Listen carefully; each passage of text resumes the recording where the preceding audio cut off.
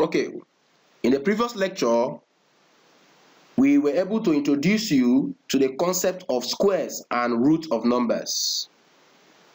In this lecture, squares and root of number lecture 2, we shall be advancing to show you how to evaluate the square root of a number. Okay, now, there are different ways of estimating the square root of a number. Below are the following ways we have. 1. We have the use of the square root table. The square root table is a table that is included in your mathematical 4-figure table. And if you look at the back of some mathematics textbooks, you are going to see the square root table there. So that's one of the ways of estimating the square root of a number. Number 2, you can also estimate the square root of a number by the use of scientific calculators. Number 3, the other way of determining the square root of a number is the use of the prime factor method. In this particular lecture, we shall concentrate on the prime factor method. So anytime you want to use the mathematical 4-figure table, good, you can use it. The easiest way is to use the scientific calculator. But we want to show you how to use the prime factor method in this lecture. Okay. Now, the prime factor method. To find the square root of a number using the prime factor method, we first need to express the number as a product of its prime factors. Remember, in one of our lectures, we taught you about prime numbers.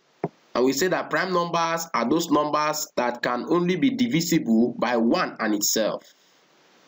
So, we said that to find the square root of a number using the prime factor method, we first need to express the number as the product of its prime factors, because every number can be expressed as a product of its prime factors. Of course, prime factors are those factors that are prime in a particular number. If you have difficulties in this prime factor, please go back to our lecture and audit it. Okay, let's advance. Example 1. The question says, find the square root of 14400. Find the square root of 14400. Of course, if you try this with your calculator, you are going to get a direct answer. But for the purpose of this lecture, we are going to introduce you to the prime factor method, how you can find this square root using the prime factor method. Okay, solution. The first thing we are going to do is that we are going to express 14400 as a product of its prime factors. So when doing this, we have, of course, we bring out your table. We put our 14400 here, and of course, it's like a division. So now, we now say what number can go into 14400. That's the least prime number. So we now try 2. We now say 14400 divided by 2. That gives us what? 7200. Now, we still use another prime number, which is still 2. We now say 7200 divided by 2. That gives us what? 3600. Okay, the least prime number 2 can still go. We now say 3600 divided by 2. That gives us what? 1800. We still use 2 again. Remember, we are using prime numbers. So 1800 divided by 2, that gives us 900. What do we use again? We still use 2 because it can go. 900 divided by 2, we have 4500. Okay, we still use 2 because 2 can still divide. 4500 divided by 2, we have 225. If you look at it very well, 2 cannot go again. And of course, we now use 5. 5 is a prime number. So 5, now we say 225 divided by 5, that gives us 45. 5 can still go. 45 divided by 5, that gives us 9. Of course, 5 cannot go again, so we use 3. 9 divided by 3, that gives us 3. Then 3 divided by, what can go again is 3. So we say 3 divided by 3, and that gives us 1. It therefore means that 14400 is equals to Now from your left hand side, so we now take it, we have 2 times 2 times 2 times 2 times 2 times 2 times 5 times 5 times 3 times 3. So this is the products. These are the prime product, the prime factors of 14400. So now we say that the first thing we are to do is to express 14400 as a product of its prime, which is what we have been able to do. So the next thing is we are going to express them in terms of squares. Please look at it very well, because there's something we want to show you here. Now, from 14400, we now pair them squares. Remember, we told you that the square of a number is a product of the number and itself. So now begin to pick product of a number and itself. You see, 2 times 2, we pick them 1 as a square. 2 times 2 again, we take it as 1. 2 times 2 again, we take it as 1. Then 5 times 5, we take it as 1. Then 3 times 3, we take it as 1. They are all squares.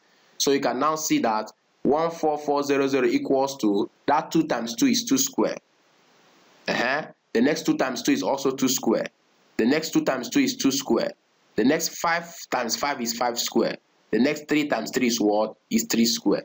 So you can now see that we can regroup this because all of them are squares. So we can regroup them into 2.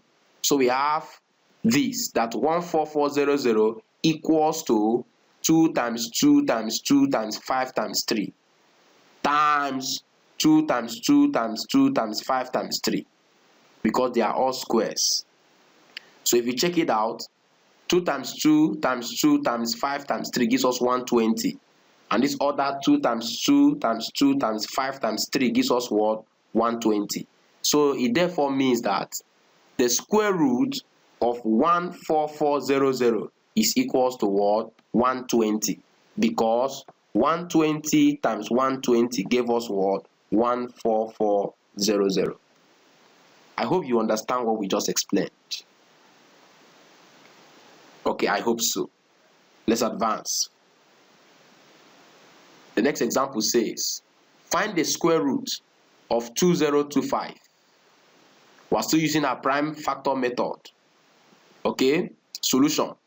The first thing we are going to do is to express 2025 as a product of its prime factors. So on doing that, we have, bring out the table, 2025. Okay, what can go into the 2025 to break it? What prime factor? Of course, 5 can go there. We now say 2025 divided by 5. That gives us 405. What can go again? 5 can go. We now say 405 divided by 5. Of course, that gives us what? Gives us 81. So we now say, what prime factor can go again into 81? Of course, 5 cannot go. So we use 3. So we now say 81 divided by 3. That gives us what? 27. 3 can still go. We say 27 divided by 3, and that gives us what? 9. Of course, 3 can still go. We now say 9 divided by 3, and that gives us what? 3. Okay, 3 can still go. We now say 3 divided by 3, and that gives us 1. So you can see that 2025 is equals to 5 times 5 times 3 times 3 times 3 times 3. So this is the product. These are the prime factors of 2025. Now, we are going to express them in terms of squares, as we told you. So expressing them in terms of square, this is what we're going to have from 2025. We group, we have 5 times 5, we take it as 1. 3 times 3, we take it as 1, and the other 3 times 3 as 1. So this is what we're going to have. That 2025 is equals to 5 square times 3 square times another 3 square. Okay, so see what it means. When we regroup, we have 2025 equals to 5 times 3 times 3, that's 1 pair, times 5 times 3 times 3, that's another pair. So you can now see that 5 times 3 times 3 is what? 45. Because 5 times 3 is 15, 15 times 3 is 45. So we now have 45 times 45. Now what it means is that the square root of 2025 is equals to what? 45. This is because 45 times 45 equals to 2025. I hope you understand the prime factor method for finding the square root of a number. Okay, now example 3, the last example in this series. Find the square root of 20736. Solution. First we say expressing 20736 as a product of its prime factors. On doing that, we have this 20736. What can go there? We use 2. So we now say 20736 divided by 2 gives us 10368. What can go again? We use 2. We now say 10368 divided by 2. That gives us 5184. Okay, what can go again? We use 2. 5184 divided by 2, we have 2592. We now say, okay, what can go again? 2 can still go. We now say 2592 divided by 2, that gives us 1296. Of course, 2 can still go. We now say 1296 divided by 2, that gives us 648. Of course, 2 can still go.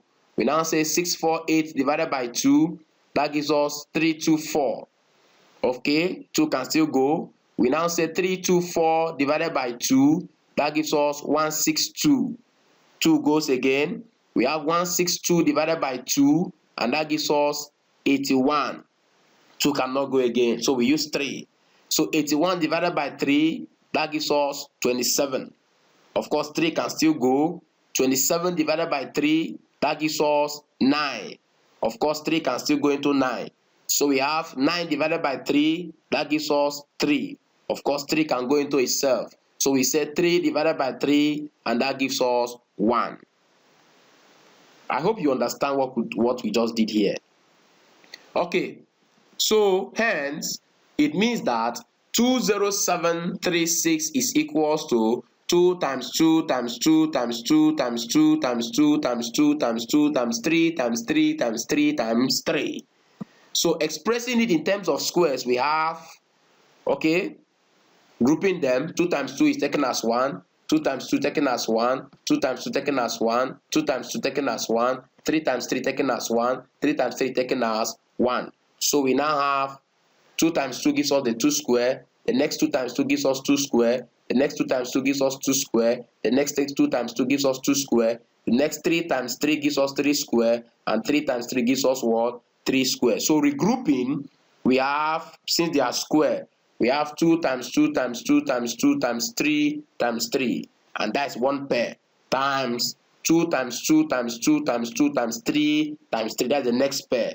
So of course you can see that that gives us 144 times 144, because 2 times 2 times 2 times 2 times 3 times 3 gives us 144. So it therefore means that the square root of 20736 is equals to what? 144. Because 144 times 144 is equals to 20736. I hope you understand what we just explained. Okay. Now, note this. It's of utmost importance to note that the prime factor method can only be used to find the square root of perfect squares. Meaning that if that number is not a perfect square, it will be difficult to use the prime factor method. So, the use of scientific calculators is usually recommended when finding the square root of any positive number. Okay, let's give you something to play with. The first question is, find the square root of 10,000. The second one is, find the square root of 4900. And the last one is, find the square root of 9025 using the prime factor method. Okay, see you in the next lecture. The next lecture will look at further examples involving square roots. Thank you for your attention.